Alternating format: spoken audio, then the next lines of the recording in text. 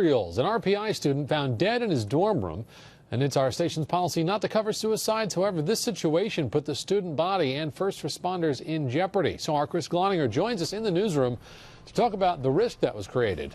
Chris? Jerry, it was a lethal mixture of hydrogen and sulfur. Officials say that the RPI student made the deadly combination out of common household chemicals. Today, Troy's entire HAZMAT team was called to the scene to control and clean up the situation.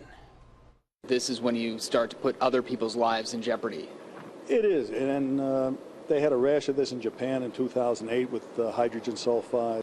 This was the scene Tuesday morning as Troy firefighters suited up in hazmat gear after receiving a call from inside a dorm room on the RPI campus. We had an individual, plastic bag over his head. He had left us a note that he had ingested or breathed in hydrogen sulfide. This student was found by his roommates who called police. Troy Fire Chief Tom Garrett says the deceased student may have been inside the room since the weekend, so they couldn't find traces of the gas today. It was already gone by the time we got in there. Our meters didn't indicate the presence of any, gas at all.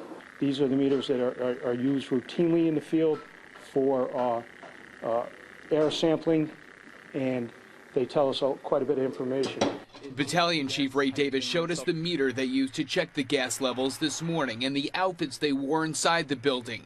Dr. John Janakis says even a low dose exposure can have negative health effects. In low levels, it causes more of a respiratory problem and mucous membrane problem. So people will get like conjunctivitis, like they'll look like they got pink eye, they may get some coughing or wheezing.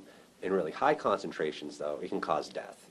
Samaritan treated and released 4 patients who may have been exposed to the gas. Chief Garrett said that they went for precautionary measures. They didn't show any symptoms. They were advised to go to the hospital.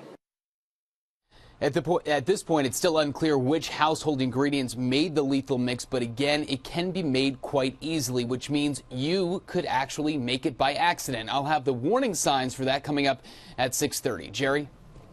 Chris, I imagine the college must have had a message about the incident. What did they say?